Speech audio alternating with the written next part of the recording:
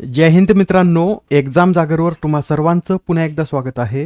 मित्रांनो, आजच्या चालू घडामोडीच्या सत्रात आपण नुकत्याच घडलेल्या घटनांवर आधारित MCQची प्रॅक्टिस करणार आहोत. यातील एक एक प्रश्न अत्यंत महत्त्वाचा आहे, त्यासाठी व्हिडिओ शेवटपर्यंत पहा व आपल्या मित्रांसोबत सुद्धा शेअर करा, जेणेकरून येणाऱ्या एक्झाममध्ये त्यांना सुद्धा याचा फायदा होईल. आणि आजच्या व्हिडिओची PDF डाउनलोड करायची असेल तर तुम्ही एक्झाम जागर या टेलिग्राम चॅनलवरून ती डाउनलोड करू शकता. आजची PDF संध्याकाळी 6 वाजता उपलब्ध होईल. चला तर आपण आजच्या सत्राला सुरुवात करूया. पहिला प्रश्न पहा. अमेरिकन इन्स्टिट्यूटच्या प्रतिष्ठित गोडार्ड ॲस्ट्रॉनॉटिक्स पुरस्कार 2026 ने इस्रोच्या कोणत्या मोहिमेला सन्मानित करण्यात आले? या प्रश्नाचं उत्तर आहे पर्याय क्रमांक 1 म्हणजेच इस्रोच्या चांद्रयान-3 या मोहिमेला या पुरस्काराने सन्मानित करण्यात आला आहे. कोणता पुरस्कार? तर गोडार्ड ॲस्ट्रॉनॉटिक पुरस्कार. मित्रांनो, अमेरिकेत एक जागतिक एरोस्पेस परिषद पार पडली व त्या दरम्यानच हा पुरस्कार प्रदान करण्यात आला असून हा पुरस्कार भारतातर्फे कोणी स्वीकारला? तर भारताचे अमेरिकेतील राजदूत विनय क्वात्रा यांनी हा पुरस्कार स्वीकारला आहे. इथे चांद्रयान मोहिमेविषयी थोडक्यात आपण माहिती पाहून घेऊया. चंद्रयान-3 हे मिशन 14 जुलै 2023 रोजी LVM-3M4 या रॉकेटद्वारे लॉन्च करण्यात आलं होतं व या अंतर्गत भारताने चंद्राच्या दक्षिण ध्रुवावर आपले लँडर यशस्वीरित्या लँड केलं होतं व असा करणारा भारत हा जगातील पहिला देश आहे. भारताच्या या लँडरचं नाव काय होतं? तर विक्रम असं लँडरचं नाव होतं, तर रोवरचं नाव प्रज्ञान असं होतं. या मिशन अंतर्गत भारताने जे विक्रम रचलेत ते आपण एकदा पाहून घेऊया. चंद्राच्या दक्षिण ध्रुवावर यशस्वीरित्या उतरणारा भारत हा जगातील पहिला देश ठरला. यासच रशिया, अमेरिका आणि चीननंतर चंद्रावर सॉफ्ट लँडिंग करणारा भारत जगातील 4था देश बनला आहे. भारताचं लँडर चंद्रावर 23 ऑगस्ट रोजी लँड झालं. यासाठी भारतात 23 ऑगस्ट हा दिवस राष्ट्रीय अंतराळ दिवस म्हणून देखील साजरा केला जातो. आणि मित्रांनो, चंद्रावर ज्या ठिकाणी चंद्रयान-3 लँड झालं त्या पॉइंटला पंतप्रधान नरेंद्र मोदी यांच्याद्वारे काय नाव देण्यात आलं? तर शिवशक्ती असं नाव देण्यात आलं आहे. एवढे सर्व पॉइंट नोट करून घ्या. चांद्रयान-3 मिशन चर्चेत आलं आहे. येणाऱ्या एक्झाममध्ये यावर सुद्धा प्रश्न विचारला जाऊ शकतो. Next question. कोणतं राज्य हे अत्याधुनिक भारत फोरकास्ट सिस्टीम वापरणारं देशातील पहिलं राज्य ठरलं आहे? तर मित्रांनो, आपलं महाराष्ट्र हे भारत फोरकास्ट सिस्टीम वापरणारं देशातील पहिलं राज्य ठरलं. अलीकडेच राज्य आपत्ती व्यवस्थापन प्राधिकरणानं पुण्यातल्या IITM संस्थेसोबत यासाठी करार केला व यासच आता महाराष्ट्र असं करणारं देशातील पहिलं राज्य ठरलं आहे. या प्रणालीद्वारे अतिसूक्ष्म पातळीवर दर 3 तासांनी अत्यंत अचूक हवामान अंदाज उपलब्ध होतील. आपल्या महाराष्ट्रासंबंधित याआधी ज्या घडामोडी घडल्यात त्या एकदा आपण रिवाईज करून घेऊया. पहा, भारतातील पहिले लो इमिशन झोन हे पुणे या शहरात स्थापन झालं आहे. पहिल्या भाऊसाहेब चंद्रायन स्मृती पुरस्काराने नितीन गडकरी यांना सन्मानित करण्यात आलं व महाराष्ट्रातील महापारेषण विभागातील जनसंपर्क विभाग हा ISO नामांकन मिळवणारा भारतातील पहिलाच विभाग ठरला आहे. महाराष्ट्र ऑलिम्पिक संघटनेच्या अध्यक्षपदी मुरलीधर मोहोळ यांची नियुक्ती करण्यात आली. तर देशातील पहिले ERP औद्योगिक प्रदर्शन हे पुणे या शहरात आयोजित करण्यात आलं होतं. आता हा प्रश्न पहा काय म्हणतो. कोणत्या राज्याने अनुसूचित जाती जमाती आयोगाच्या नावात बदल करून त्याचं नाव राज्य अनुसूचित जाती आयोग असं केलं आहे?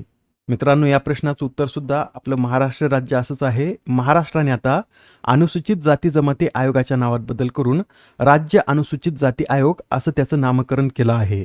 यापुढे या आयोगाचा उल्लेख महाराष्ट्र राज्य अनुसूचित जाती आयोग असाच केला जाईल.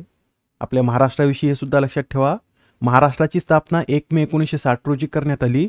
महाराष्ट्राचं क्षेत्रफळ हे 3,07,713 चौरस किलोमीटर इतकं असून 2011च्या जनगणनेनुसार महाराष्ट्रातील लोकसंख्येची घनता 365, लिंग गुणोत्तर 929 व बाल लिंग गुणोत्तर हे 894 इतका आहे. महाराष्ट्रात एकूण 6 नॅशनल पार्क असून यापैकी चांदोली नॅशनल पार्क हे सातारा, सांगली, कोल्हापूर, रत्नागिरी या 4 जिल्ह्यामध्ये पसरला आहे. संजय गांधी नॅशनल पार्क मुंबईमध्ये आहे. गुगामल राष्ट्रीय उद्यान अमरावती, पेंच राष्ट्रीय उद्यान नागपूर, नवेगाव राष्ट्रीय उद्यान गोंदिया, तर ताडोबा राष्ट्रीय उद्यान हे चंद्रपूर या जिल्ह्यात स्थित आहे. Next question. कोल्हापूर येथील शिवाजी विद्यापीठाच्या कुलगुरूपदी कोणाची नियुक्ती करण्यात आली? तर आता शिवाजी विद्यापीठाचे नवीन कुलगुरू हे डॉक्टर राजनीश कामत बनले आहेत. राजनीश कामत हे पुढील 5 वर्ष किंवा वयाच्या 65 वर्षापर्यंत या विद्यापीठाचे कुलगुरू म्हणून कार्य करतील. पुढील प्रश्न पहा. स्माईल मोहिमेचे प्रक्षेपण कोणत्या रॉकेटद्वारे करण्यात आले? तर ही जी स्माईल मोहीम आहे याचं प्रक्षेपण वेगासी या रॉकेटद्वारे करण्यात आलं. बरं, ही स्माईल मोहीम कोणत्या अंतराळ संस्थेची आहे? तर मित्रांनो, ही मोहीम युरोपियन स्पेस एजन्सी व चीनी विज्ञान अकादमी यांचा एक संयुक्त उपक्रम आहे. या मोहिमेचा उद्देश पृथ्वीचे चुंबकीय क्षेत्र आणि सोलार विंड यांच्यातील परस्पर संवादाचा अभ्यास करणे हा आहे. या मिशनमुळे सौर वादळांचा पृथ्वीवर होणारा परिणाम समजून घेण्यास मदत होईल. महत्त्वाचं मिशन आहे, लक्षात ठेवा. Smile mission European space agency व चीनी विज्ञान अकादमी यांचा एक संयुक्त उपक्रम आहे. नेक्स्ट क्वेश्चन, कोणता देश हा भारताच्या व्हीनस ऑर्बिटर मिशनमध्ये सहभागी देश म्हणून सामील झाला आहे? या प्रश्नाचं उत्तर आहे पर्याय क्रमांक 4 म्हणजे स्वीडन हा देश आता भारताच्या व्हीनस ऑर्बिटर मिशनमध्ये सामील झाला. मित्रांनो, अलीकडेच पंतप्रधान मोदी हे 5 देशाच्या दौऱ्यावर गेले होते. त्या दरम्यान त्यांनी स्वीडन या देशाला सुद्धा भेट दिली व या भेटीदरम्यानच स्वीडन या देशाने भारताच्या व्हीनस ऑर्बिटर मिशनच्या सहकार्यासाठी एका करारावर स्वाक्षरी केली आहे. हे मिशन शुक्र आणि त्याच्या वातावरणाचा अभ्यास करण्यासाठी इस्रोद्वारे राबवण्यात येणार असून हे मिशन कधी लॉन्च होण्याची अपेक्षा आहे? तर 2028 मध्ये हे मिशन लॉन्च होण्याची अपेक्षा आहे. आता हा प्रश्न पहा काय म्हणतो, कोणत्या कंपनीने सूर्यास्त्र ही रॉकेट प्रणाली विकसित केली आहे? तर ही जी सूर्यास्त्र रॉकेट प्रणाली आहे याचा विकास निबे लिमिटेड या कंपनीद्वारे करण्यात आला.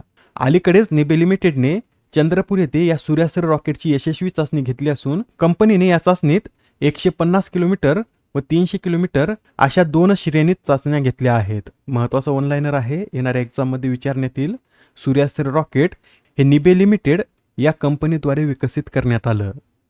नेक्स्ट क्वेश्चन, भारतातील पहिल्या स्टेट ऑफ इंडियाज बॅट्स या रिपोर्टनुसार भारतात किती वटवाघळांच्या प्रजाती आढळतात? तर या रिपोर्टनुसार भारतात एकूण 135 वटवाघळांच्या प्रजाती आढळतात. आणि मित्रांनो, या 135 प्रजातीपैकी 16 प्रजाती स्थानिक आहेत व 7 प्रजाती IUCNच्या धोकाग्रस्त यादीत देखील समाविष्ट आहेत. आणि भारतात सर्वाधिक वटवाघळ प्रजाती कोणत्या राज्यात आढळतात असं जर विचारलं तर पश्चिम बंगाल या राज्यात सर्वाधिक 68 प्रजाती आढळतात. त्यानंतर मेघालय 66 व उत्तराखंड 52 या राज्यांचा क्रमांक लागतो.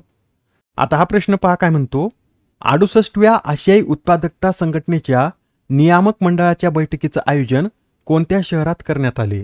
तर ही 68वी आशियाई उत्पादकता संघटनेची नियामक मंडळाची बैठक नवी दिल्ली येथे पार पडली. नवी दिल्लीमध्ये 20 ते 22 मे दरम्यान ही बैठक पार पडली आहे. सध्या भारत APOचा अध्यक्ष असल्यामुळे या बैठकीचं आयोजन सुद्धा आपल्या भारतातच करण्यात आलं आहे. आजच्या सत्रामधील शेवटचा प्रश्न पहा, दरवर्षी आंतरराष्ट्रीय जैवविविधता दिवस कधी साजरा केला जातो?